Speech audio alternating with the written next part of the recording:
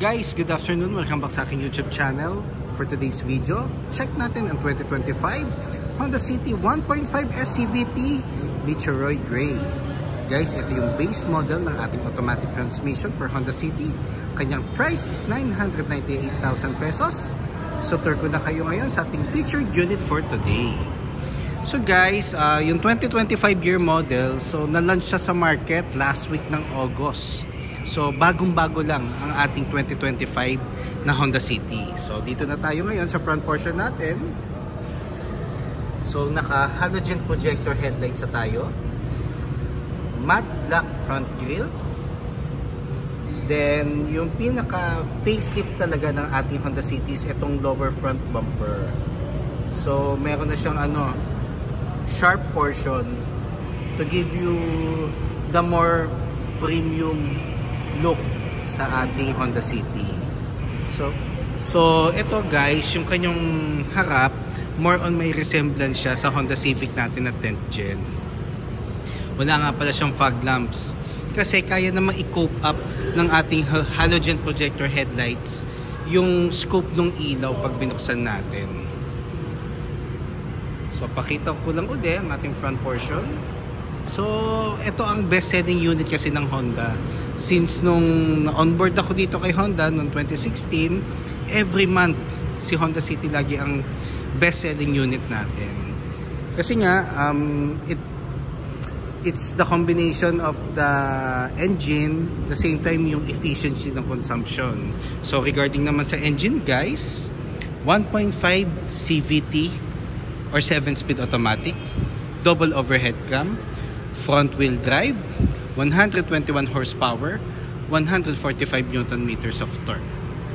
So yun yung pinaka main advantage ng ating Honda City compare with its competitor with other brands. And pag sinabi mo kasing Honda, iba talaga ang image niya at dating sa market. So dito naman tayo guys sa ating passenger side. So dito tayo sa alloy wheels natin. So naka 15-inch alloy wheels. Ventilated disc ang ating front brakes. MacPherson strut ang ating suspension sa harap. Ground clearance is 134mm.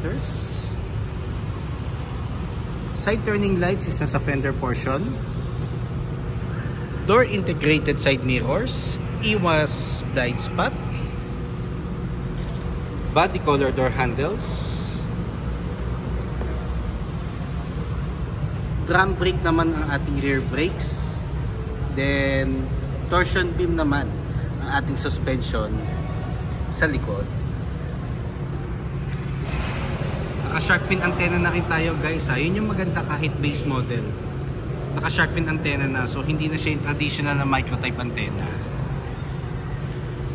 So dito naman tayo sa back view ng ating passenger side.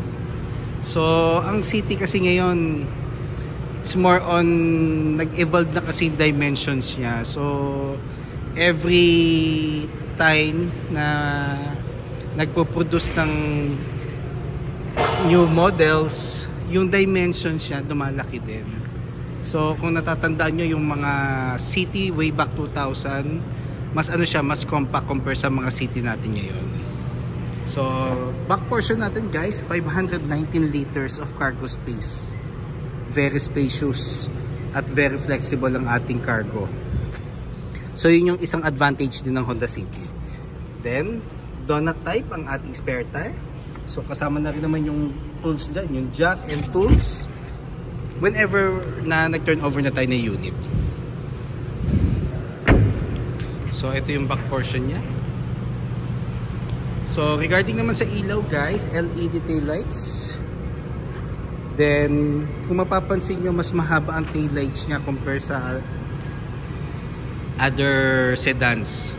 Normally ang tail lights kasi nandito lang. Pero ang ginawa ni Honda hanggang dito sa may sa may almost line ng edge ng ating compartment. So ang maganda niyan, mas visible tayo lalo na paggabi, lalo na pagpepreno tayo. Tapos sa lower front bumper naman, meron tayong dalawang reflector. So ang Honda City S nga pala guys, wala pa siyang reverse camera at wala pa siyang backup sensor, pero normally optional yan. Nag-i-install naman tayo dito sa dealership, so inquire lang natin kung magkano yung magiging price, just in case i-consider nyo magpa-install ng reverse camera and backup sensor. So dito naman tayo sa back view ng ating passenger side. So regarding fuel tank capacity, 40 liters fuel tank capacity. So minimum octane is 91. Kung gusto niyo mag higher octane, kailangan consistent or i-maintain natin na isang octane lang lagi ang ating gagamitin. Dito naman tayo sa second row. So ang door panel natin for the second row is combination of urethane and fabric.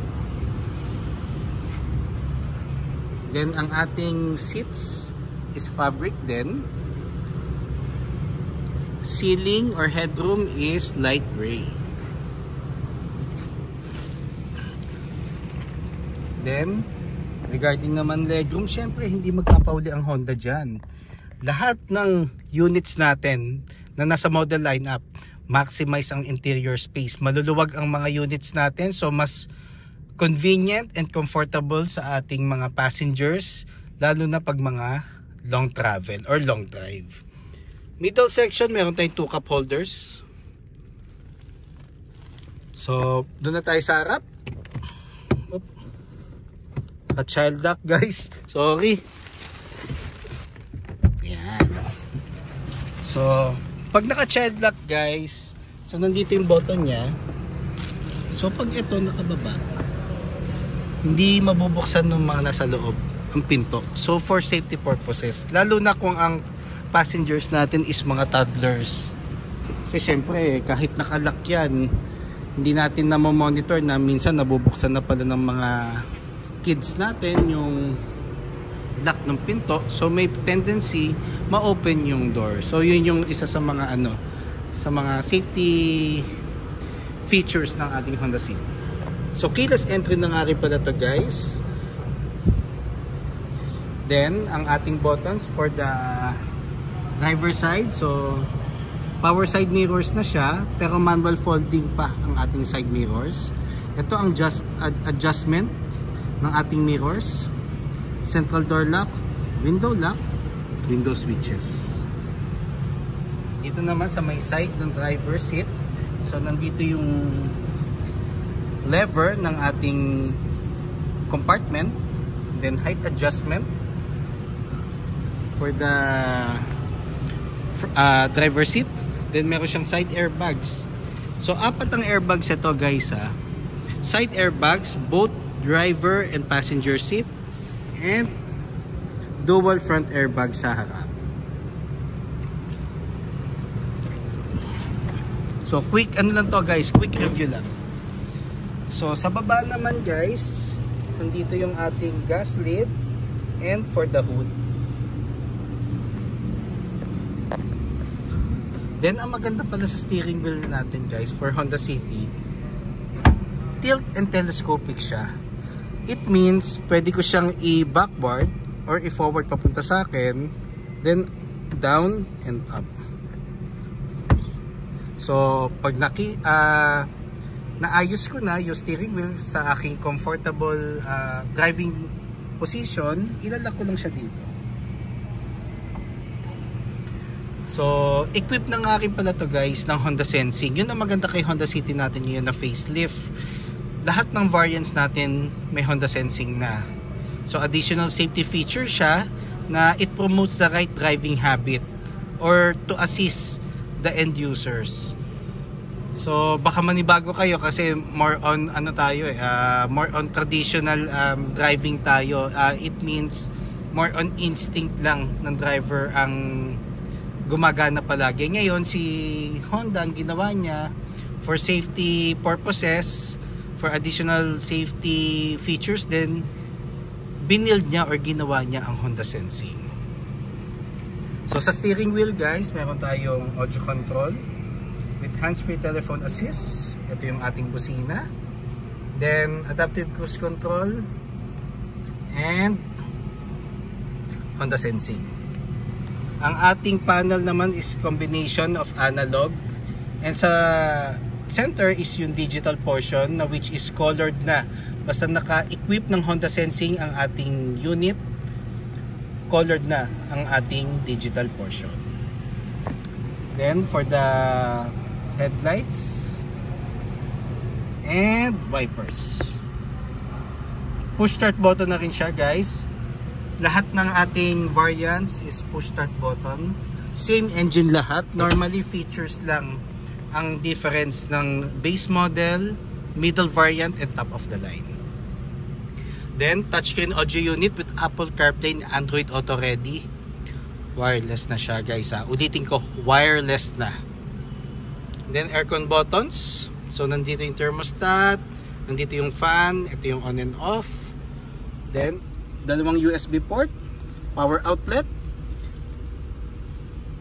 2 cup holders, shift knob. Then naka leather na ang ating cover for the transmission. Icon button, it promotes fuel efficiency.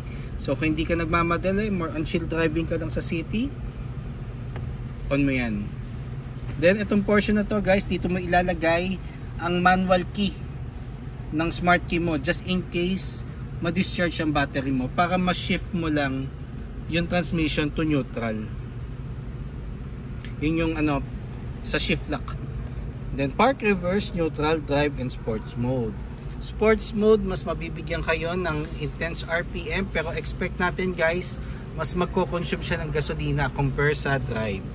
Pero sa drive guys, proven and tested na yan. Kahit mga long drive, kayang i-complain ng makina yung power and speed na gusto mo. Handbrake. So kung mag-handbrake tayo, yung pinakamataas, para hindi siya gumalaw or mag-move ang ating sasakyan, lalo na kung naka-slant ang ating position sa daan. So dito naman tayo guys sa dome light. So ugaliin nating i-check lagi kung nasa gitna or naka-off yung switch. Kasi pag yan naiwan nating naka-on, kakain siya ng battery, madedrain ang battery mo. So make it a habit na always check yung dome light. So dito naman tayo sa map light natin. So sa map light, halogen din. Visor. So ang visor natin is meron na ring salamin. Then dito sa natin sa passenger side, so visor lang siya, wala siyang mirror. Then sa dashboard nga pala guys, siya, very smooth and very clean tingnan. So ang nagpaganda dito is yung chrome accent ng dashboard natin. So litaw na litaw yung chrome accent natin kasi dark color yung ating dashboard. So sa glove box naman, normally warranty booklet, owner's manual, copy ng ORCR, and just in case meron kayong hard copy ng insurance, lagi nyong ilalagay dyan para hindi kayo mahirapan maghanap kung saan saan, just in case kailanganin nyo yung mga nasabi kong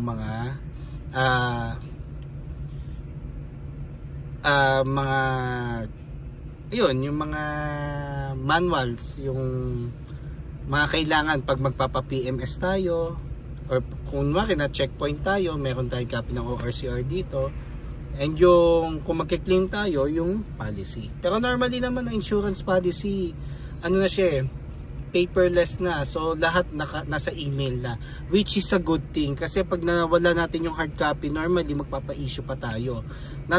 Unlike pag naka-email na or naka-soft copy na yung policy mo, anytime pwede mo siyang i-backtrack sa email mo.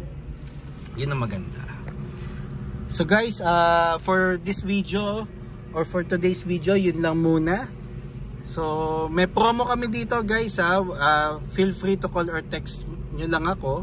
So kung meron kayong concerns regarding low down payments, discounts for bank PO or cash payment term, parts appointment, service appointment, then bank display for our bank partners, feel free to call or text 0906-386-8937 or visit me at 598 EDSA East Grace Park, Caloocan City. And look for me guys, syempre, Ross Oliver Cruz, ang inyong friendly sales manager here at Honda Cars Balintawak. Looking forward to meet you here guys. Kindly subscribe na nga rin pala sa aking YouTube channel para maging updated sa mga susunod na videos. And pa-follow na rin sa aking Facebook and Facebook page, Ross Oliver Cruz for my personal FB account, and Honda Cars Balintawak Best Deals by Ross Oliver Cruz para naman sa aking page. Looking forward ulit guys to meet you here and render my services to you. Providing a hassle-free transaction to all customers since 2016 and building a long-term relationship to all my clients. Yun lang guys. Thank you and God bless.